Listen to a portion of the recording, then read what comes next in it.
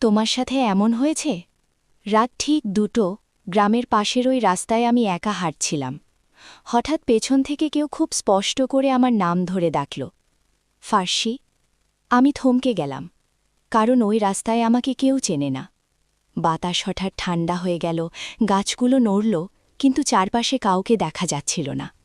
আবার সেই কণ্ঠ, একবার পেছনে তাকাও।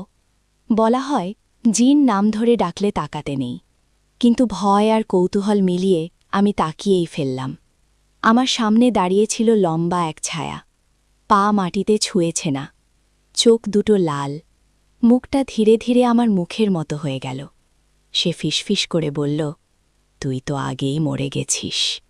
ঠিক তখনই সব অন্ধকার। পরদিন সকালে পুলিশ ওই রাস্তা থেকে একটা লাশ পায়। মৃত্যুর সময় রাত 2:17। আর সবচেয়ে ভয়ঙ্কর ব্যাপারটা জানো? লাশটার মুখ একদম আমার মতো।